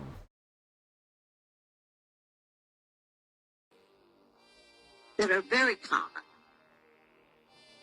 Then we go into another field, the air. I gotta find more on her. I gotta find more info on her. Love that woman, what she's doing and what she's put. I mean, look at this. This is black and white TV. So we obviously know that this was like either right around 72, 71, or 60s. Wait, no. 50s. I'm sorry. 50s. I got off track. Been a while. But yeah, we gotta find more on her. She's doing good stuff. Ooh, we might have done it again. We may have solved a biblical mystery. And whether you're religious or not, this affects you too. If you would have told me even a year ago that I would one day be a flat earther, ooh, I would have laughed at you so hard. But over the past few months, my world has changed. My flat world. As has the whole world itself, in many, many ways. But if you haven't noticed lately, people are beginning to open their eyes. Fresh off the heels of accusations to NASA that they have been faking and fraudulently sharing videos of the ISS using green screens and harnesses and invisible wires to fake footage that is actually filmed in a pool, along with recent proof that the moon landing never happened. Buzz Aldrin himself has even said, hey, that didn't happen. We filmed it right here in a studio, safely with feet on the earth. Couple all of that with the 6 doppelganger of the 7 deceased Challenger shuttle members who are out there living their best lives. Same faces, same names. Guys, I am well aware of all of this, and you can go look it up. Go look at the Challenger members. So, you know, the Challenger was one of the shuttles that exploded. Supposedly. But every astronaut is actually living, doing similar work to what they were doing before they were astronauts, and they haven't even changed their names. You can go look up Challenger astronaut members, and then you'll see. I might do a video on it, but I've already done like a few clips on it, but I know exactly what she's talking about. And I even know a couple of the astronauts. Not from Challenger, I just know a couple astronauts from the work that I did. But yeah. Yeah, it's... She's right. She's... You know, I'm gonna tell you if it's not true. I'm gonna pause, I'm gonna fucking interrupt. I'm probably gonna piss you off, but I'm gonna tell you the truth.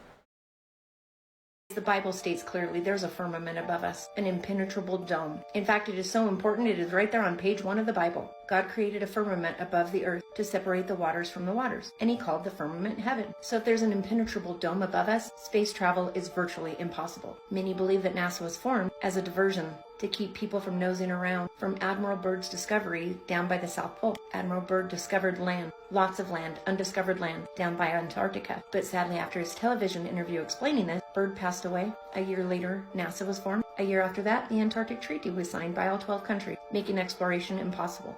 Well, that seems suspicious. Many believe that Antarctica is actually an ice wall, a total circumference around all of our continent, keeping waters of the oceans in place. There is not one single reference in the Bible that the earth is round, but there are references to things such as, and I placed the earth on its foundation. You can't really put a foundation on a sphere. The four corners of earth are mentioned multiple times. I don't care how many times I spin a tennis ball, I cannot find four corners on it. But when I said, I discovered something in Book of Enoch, that just might clear all of this up and answer our questions right now. Chapter 27, God said to Enoch, as he was explaining and describing how he created the earth, "And I commanded that there should be taken from light and darkness, and I said, be thick. And it became thus, and I spread it out with the light, and it became water. And I spread it out over the darkness, below the light. And then I made firm the waters, that is to say, the bottomless, and I made foundation of light around the water, and created 7 circles from inside."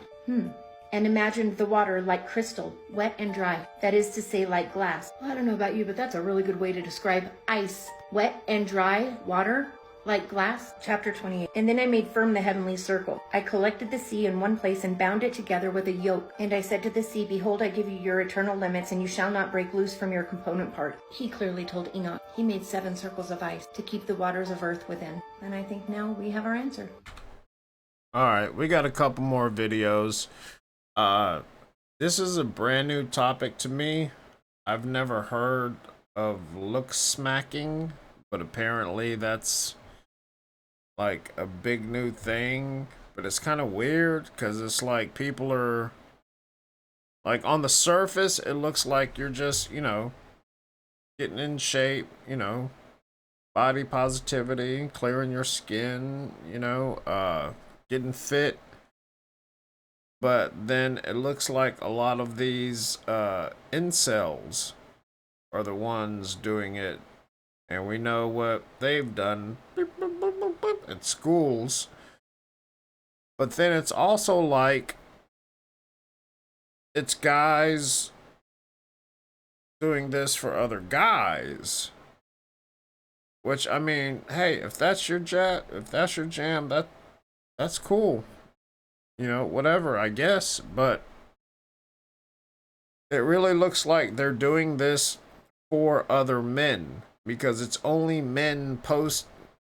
Most of them aren't even men, they're boys. They're little boys. And most of them are posting on websites with each other. And so it's kind of like a what was that fucking site? Something about fish. I can't remember. I don't get on dating sites. I can't think of the name. Anyways, it seems like we'll just look at it. It's really strange the way it's evolved or devolved. That matter. I'm not ugly, but if I was, here's what I would do to make myself more attractive. I'd fix my looks to make myself at least a 7 out of 10. Getting and maintaining a well-built, lean body would be the first step. My goal would be 10 to 12% body fat, while at least having a 25 BMI to make sure that I have enough muscle. Next, do I have straight white teeth? If I don't, I am getting braces, veneers, whatever they have available, I am getting it for my teeth, because teeth can either make you or break you. Now, is my hair enhanced? If I'm balding, I'm on the first flight to Turkey, or I'm using minoxidil or some sort of oil to try and grow my hair back. Do I have a baby face or maybe a fat face? Let me try growing a beard to see if that helps. I'm gonna use minoxidil every single night for the next 3 years. So here's my problem, and I know you guys hate when I interrupt, but I'm gonna interject. And if you don't like it, you don't gotta watch it. So this is an issue. This is cute. Oh, it's adorable. So that's not how things work. I grew up with both parents, but then I had to come to the US where I only had one parent physically here, but I had a lot of male role models.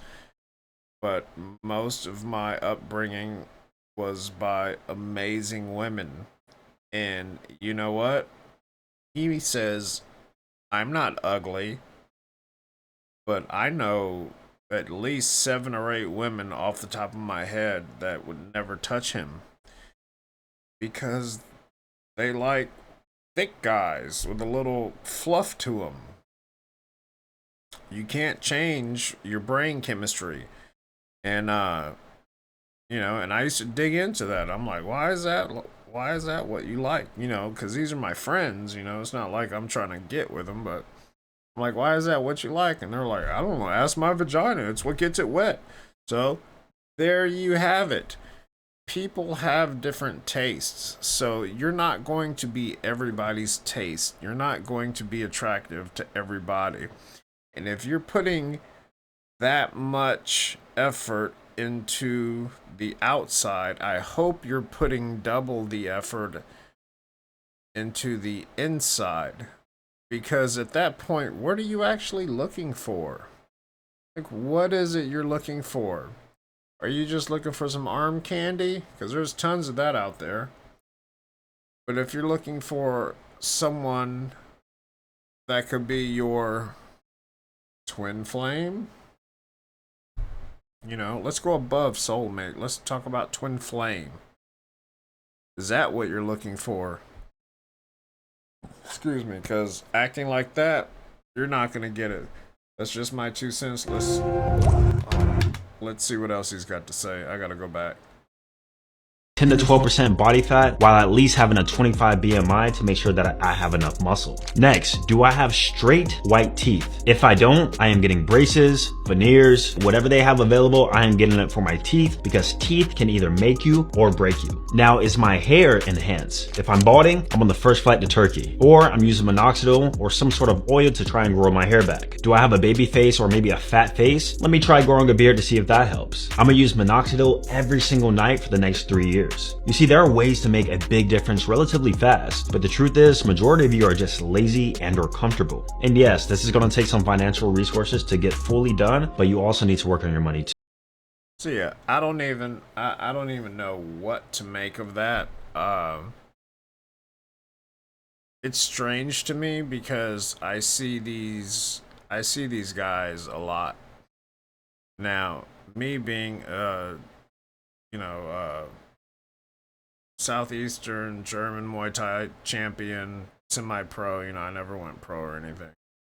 And martial artist my whole life, I usually held around 6 to 7% body fat. I was extremely lean, just naturally.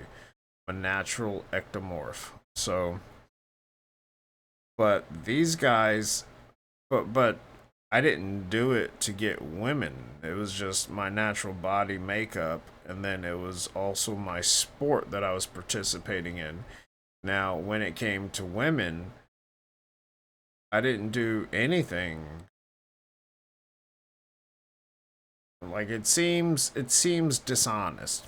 It seems like you're doing all of this to impress women.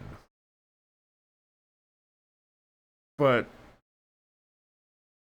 it's not women that that they're like showing this to, it's other men. So it's like they're doing it to impress other men, which is a very similar thing with women, because women do the same thing. Women with all of the makeup and the the crazy makeup routines, you see them, the makeup guys, the I can't think of shit. What is it? MUI, whatever, the makeup channels. You see these women doing all these things. This is not for men. We don't know anything about that. This is for women. They're trying to impress other women. But also men. But it's strange seeing it go the other way. Because I've never met a man that was like, oh, she is the sexiest woman I've seen in her life. But her fingernails and toenails don't match. I ain't having it. Like, I've never seen that happen. I've never, like, dudes are stupid for the most part. Like, if you got some intellect, cool. But for the most part, men are dumb. Men are very, very dumb. And that's because women get dick thrown at them constantly. You know, constantly. Whereas most men don't.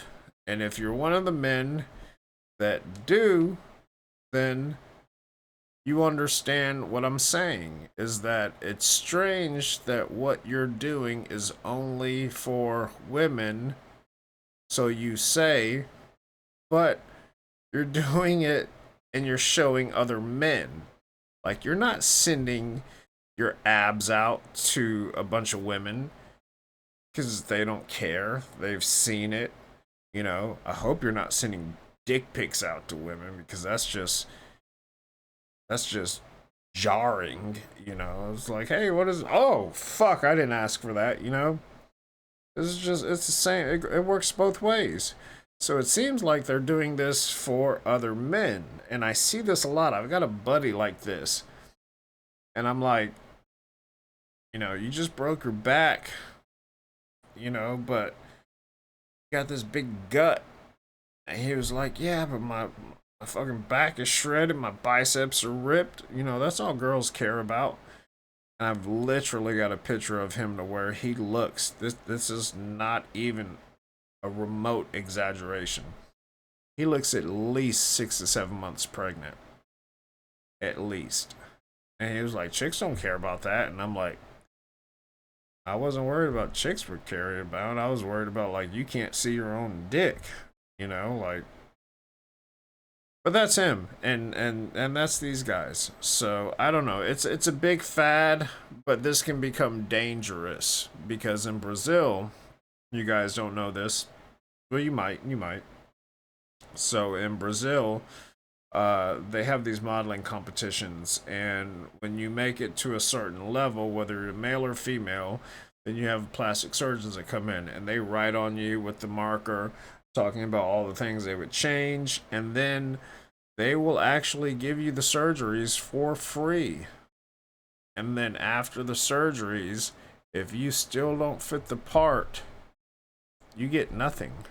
So you've gotten some surgeries for free, you've altered your body, you've gone under the knife, you've actually physically altered your body and gotten nothing out of it. So yeah, I don't know. What do you guys think? Is this, I don't even know what to call it. What do you guys think? I think it's dudes trying to impress dudes, saying that it's for women. And if they actually could get a woman, then they'd be like, look what all this got me. But no, it's like thousands of dudes like, bro, you're fucking shredded. Bro, you're blah blah blah. But that's just on the outside. Like, you're shredded, but you can't throw a punch. I'd knock you out so, like, one hit knockout so easily. You're not used to getting hit. You'd break your wrist trying to punch me. Like,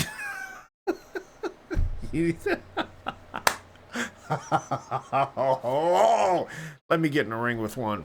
I would love it. I would love it. Oh, I would love it, because you're so stupid. And it happens where I'm at too. All these guys are in the gym, and like, there's a dude I used to work with. He's gay, and he's a weird gay guy because he's gay, but he hates gay guys.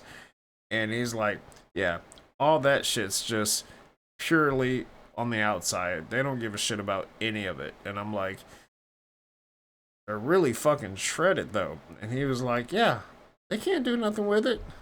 Like, that's for other people.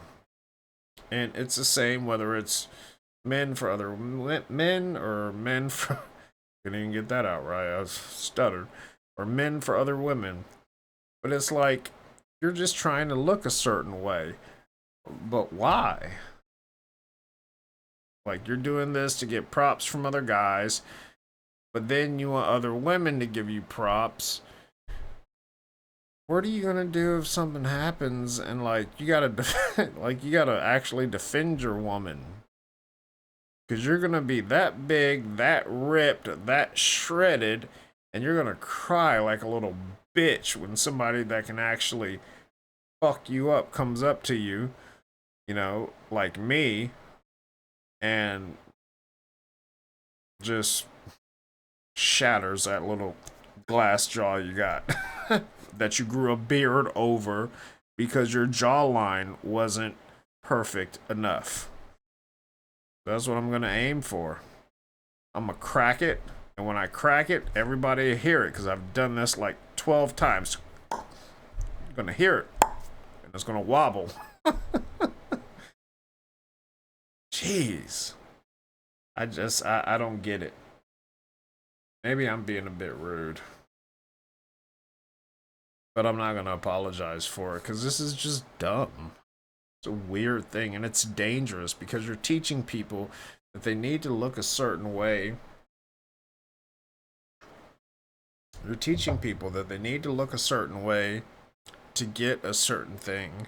And yeah, there's nothing wrong with body positivity. Yeah, fucking work out. You know, if you sit at a desk all day and you know your body's getting stagnant and you're eating the wrong foods, switch your shit up. Yeah, absolutely. Work out, build your muscles up. Do it for you. Don't do it for anyone else, because the right person will find that not what you're doing is attractive. Excuse me. They will find you attractive. It's zero to do with what you're doing. Look at these videos of these dudes that put out with these gold diggers. Like the dude that had the construction high-vis vest on, right? And he's talking to a girl, and she's not giving him any play. And he's like, oh, okay, I don't have my wallet on me. I thought maybe you can give me a few bucks, get something to eat. And she was like, no, I don't, no. And he's like, all right. So then he takes it off and he's walking to his car, and he walks over to like a Ferrari or a Pagani, or not. No, it definitely wasn't a Pagani. It wasn't a $2 million car, but like a Ferrari or something, you know. And then she's like, oh wait, this is you, you know. And he's like, yeah. She's like, well, you know, can I rise? I thought you had a boyfriend. I do, but we just met. Naughty little whore. But anyways, that's just my point. I'm probably rambling. And that's why New Yorkers should be concerned. The fine people of New York should ask themselves, why are we such a loser state? How are we going to attract business? It's not just the existing businesses that are fleeing out to Texas and Florida. What about new money like this that I'm talking about, like a $4 billion data center? Not a chance I would put that in New York. Zero probability. Never. And so they've got a lot of work to do to find themselves getting out of this situation. This has all occurred post-pandemic. Winner states versus loser states. Look at Tennessee right now, fastest growing city in America, Nashville. Winner state, good policy, competitive taxes. You've got to start thinking about this in the context of winners and losers. No. Nashville, okay, so I live very close to Nashville, and this is not even remotely a joke. I thought it was, but unfortunately it wasn't. So, you know those metal sheds that people usually store like their lawnmower, weed eater, you know, that kind of shit in? You know, it's an aluminum shed. This was just last year. There was a guy that had one in Nashville. This is right in the middle of the city. In his front yard. Renting it for $1,000. I think it was $1,000 or $1,200 a month. Now, I have basically a tiny house. I have a massive shed with a loft, windows, double doors. Like, you could literally turn this into a tiny house. It's huge. And I paid, you know, like 8 or 9,000 for it. It's a big one. But Nashville, no. Nashville was growing. Still is growing, but not as fast. Now everybody's moving to where I'm at, which is right below Nashville. They're fucking up everything. Just lost my homeboy the other day, you know, because we got all these people moving here and they don't know how we navigate these roads. And 5 of my homeboys in the past 2 months have gotten hit on their motorcycles. And then yesterday, 10 o'clock at night, my homeboy is all over the news. You know, rest in peace. Lost his life to one of these fucking transplants. So yeah, we don't like it, and a lot of us are fighting back about a lot of shit. So come here if you want to. We're done fucking around. We never used to have traffic. You could literally go to any place, north, south, east, west, any time of day. 5 o'clock traffic, 8 a.m., 9 a.m. traffic, any time. It would never take you more than 20 minutes. Now, streets, highways, everything's locked up. We're tired of it. We're fighting back. But we're not fighting the city back. We're fighting you motherfuckers coming here doing all this shit. That's what we're doing. We're fighting you. Like, I am that dude that you fuck around and get too close on me when I'm on my bike, and I will get off my bike, because I've done this many times. I will get off my bike and pull you out of your car and fuck you up. I'll try to talk to you first, but you got some people, you know, I'm like, hey, can you roll your window down? You know, I pull my lid up. Can you roll your window down? Why? Just roll your window down. I mean, like, you flew rocks all over me. You almost swiped me, you know. Roll your window down. And I'm like, you know, you shouldn't get that close, or like try to do that with a motorcyclist and blah blah blah. And I ain't trying to fucking, and rolls the window up, and I boop, boop, boop, boop. I just, and then I got graphite fucking gloves on, so I can't break the window. If it was my fist, I could. With these fucking gloves, I can't. That's happened at least this year. It's February, 5 times. Yeah. So yeah. And I have a hoodie that says, if you can read this, back the fuck up. And I'm always armed on my bike, but that's just, you know, that's just a little thing. That's just like emergency situations. I'm not one of those dudes that's like gonna pull out my shit, you know. I throw these well, and these, and these, and these other 2 down here. So not an issue, but yeah, we're fighting back. We don't like it. Prices, like, you got the regular people that live here, can't afford to live here anymore. They're from here, can't afford to live here anymore. How fucked up is that? So I'll tell you, before 2020, well, I'll go back to 2011. 2010, 2011, I had a house, almost 2 acres of land, pond on it that I would fish at all the time. And I was paying about $700 a month.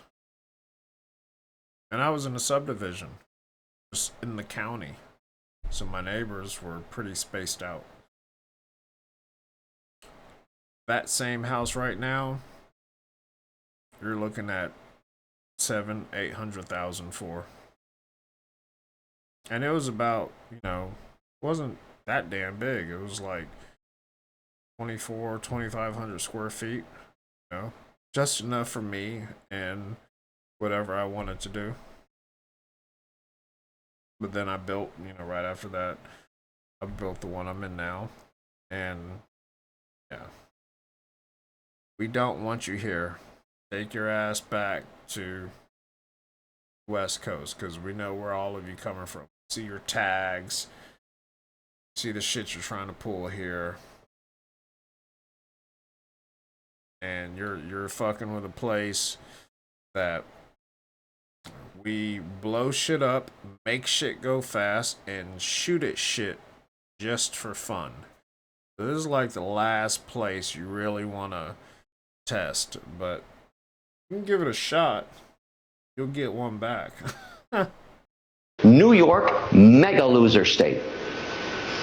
So, Kevin, what did you think of Governor Hochul saying this is like a unique one and done because Donald Trump went too far and was so nefarious? You guys, if you're just doing what you should be doing, you have nothing to worry about. But they're very worried about it. Yeah, we're very worried. Every investor's worried because where is the victim? Who lost money? This is some arbitrary decision a judge made. This policy and what this says, what does this say about the bar, the legal bar in New York? Aren't they going to question this judge? What is this? $355 million and there's dollars as a penalty, and there's plus interest at 9%, and there's no victim? I mean, I'm sorry, her words fall on deaf ears to everybody. There's nothing she can say to justify this decision. And this has nothing to do with Trump. Nothing to do with Trump. Forget about Trump. This is not a Trump situation. This is a New York problem now. The whole world is looking at this saying, what are you doing to yourselves? Wow. Wow. It's so heartbreaking to hear Kevin O'Leary call my beloved state, California, that I've lived here for over 40 years, a loser state. But it's hard to argue with him because Gavin Newsom, Karen Bass, Adam Schiff, they've all destroyed this state with their policies. You look at San Francisco, you look at Los Angeles, you look at what's happening in San Diego, you look at homeless encampments in Venice, crime, theft, burglary. So, I mean, you've got truckers who are refusing to ship and drive into New York City. You've got investors and businesses who are running scared. You've got Kevin O'Leary who, I mean, this guy's influence is massive. Never mind the fact that he's a celebrity kind of Shark Tank business mogul. This guy actually is real down, practical, anchored in reality. He is a huge influence in the business community, in the investment community, capital, venture capitalist, and development community. I mean, he's got a monster influence. So if he is saying, which I think he's almost symbolic of all investors just like him, if he's saying that people are running like the wind, to get out of New York City, truckers, shipments, goods, services, businesses, probably big, small, medium. Jason Aldean and Kid Rock just said we're canceling all tours. Is this the beginning of the end? Does this spell massive trouble for New York? What is the implication of this on a national level? And actually, as a matter of fact, some of these people, even Chicago Ray and some of the truckers are saying, we're just starting with New York, but we might end up not shipping to other states who comply with this hypocrisy of going after this. It's almost this banana republic mentality of going after political candidates and eliminating the. They all are so staunch about the evil of Putin and how Putin, eliminates his political opponents like an autocrat, an authoritarian, like a Hitler-esque. They're doing the same thing, are they not? So there's one thing he hasn't mentioned, but so like a couple of years ago, there was this kid that was like 25 years old. He invented auto driving for 18-wheelers. So a lot of truckers, and like when you've got your CDL, you work for somebody for a while and then you buy your own truck and then that's your company, right? That's your business. And you customize it how you want, but you run your you run your ship the way you want to, right? And so you've got all of these automatic vehicles that don't need drivers.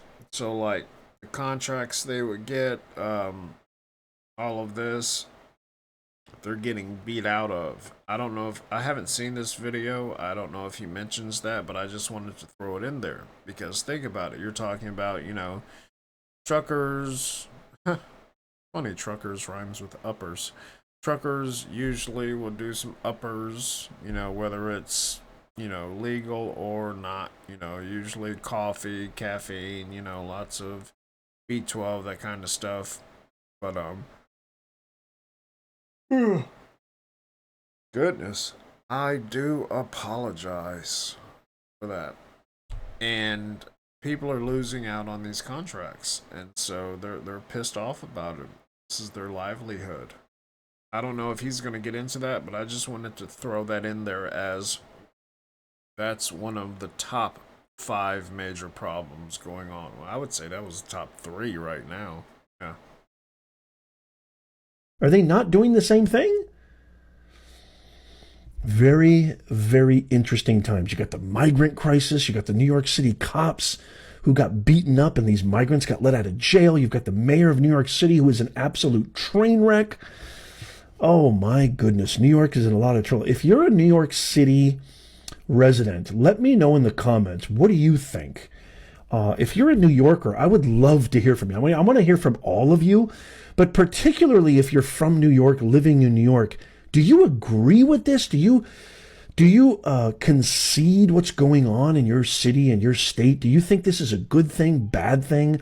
Are you, dare I say, heartbreakingly, is this something that scares you? My heart goes out to you if you're a father, a mother, a parent, somebody who does not go along with this charade, who's against all of this hypocrisy. I would love to hear from you. Stay tuned, y'all, because more to come. I'm going to be staying abreast of what's happening with this movement, Truckers for Trump movement, which is gaining major steam. Businesses leaving New York and more to come. Stay tuned because I'm going to be covering all of this and talking about it. I think a couple of things before we wrap up. Number one, I'm proud of these truckers. I think these truckers are inspiring. I think they're doing something. It's not about right or wrong necessarily. They're doing what they feel compelled to do in their hearts. Somebody once said, I think it was either Gandhi or maybe it was Dr. King that once said the greatest evil is not actually it occurring, but being silent about it when you know it's wrong. And I know. So look, truckers and farmers tend to stand together. That's one thing you see across the country. And that's a beautiful thing because they're codependent, right? They have a symbiotic relationship, and they can stand together. But if they can stand together about things, why can't we? Well, there's so much misinformation, disinformation, fear mongering. They're trying to make you, like, when you watch this shit, like, I know older women who watch, they just sit there all day and watch the news. And they think that, if they go outside, they're gonna get raped by a bunch of Mexicans that are gonna then move into their house, and then they can't get them out because now they're technically a tenant, and then they're gonna have to start stealing from stores which can't arrest them, and it's like a whole fucked up scenario. We've all got to stand together. We've all got to stand together, and it's not going to happen until we act. And I'm not talking acting as in physically fighting them. I'm talking about standing together, and I'm not talking about a peace thing. This isn't an MLK thing. I'm saying we have to stand together because we are all one consciousness. We're fragments of source. We all are. And we have to stand together.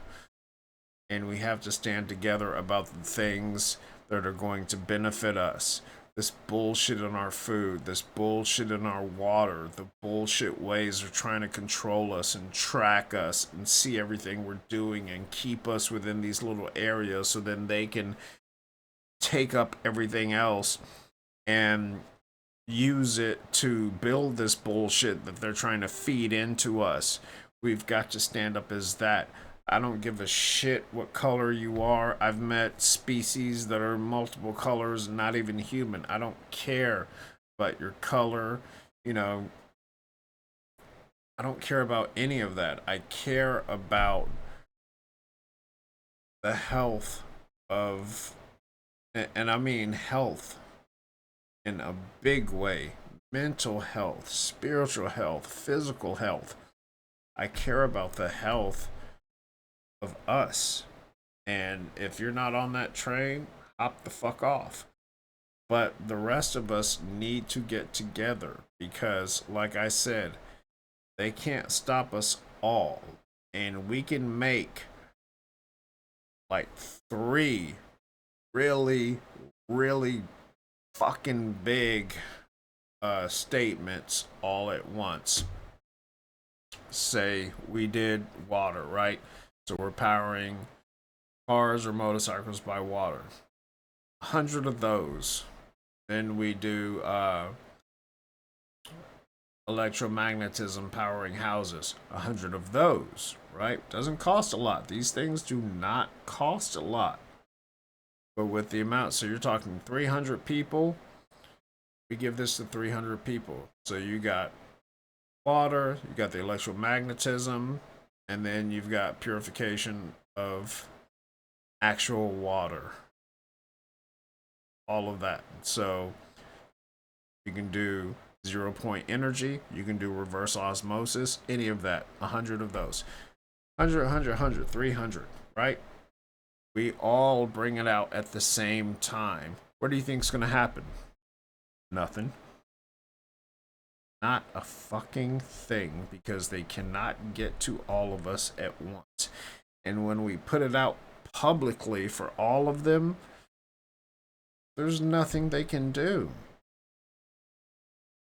If they try to, that's when revolts would start happening. And it should have happened a long time ago. If this had happened in my country, we would have revolted. And we get down and dirty where I'm from, but you guys have so many, it's crazy. You have the biggest cultural mix, which is a beautiful thing, but you stay so separate, which is an odd thing, considering you all want the same thing. I just don't understand it. So that's where I'm at. Hope you've enjoyed it. Hope I didn't piss too many of you off. What I'm about to share with you, it just... If I did, sorry. Not really sorry, but we've got to do better. That's all I'm saying. We've got to do better. And it's on us. Don't depend on the government to do stuff for you. Don't depend on the government to inform you. Don't depend on any government asset to tell you what to do. Work with the people that you are. We're all one. You know, but when I say government, even they are all one, but they're living on a different intent scale, if you understand that meaning. So their intentions are different than ours. Their intent is to profit off of anything of us. Doesn't matter if it's our bodies, our minds, our souls, our bones, our blood, our children, what have you. They want to profit off of that.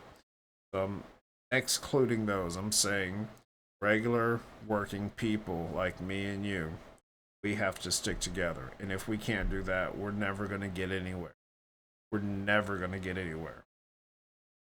All this fear mongering, they love it. They eat it up.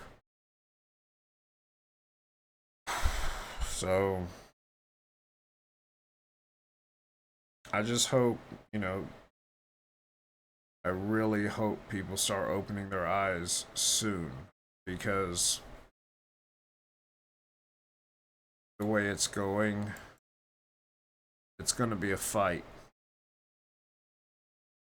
And I'm ready. I love it. Put me in, coach. Down. But we've all got to stick together. That's the whole point. They can't do anything to all of us.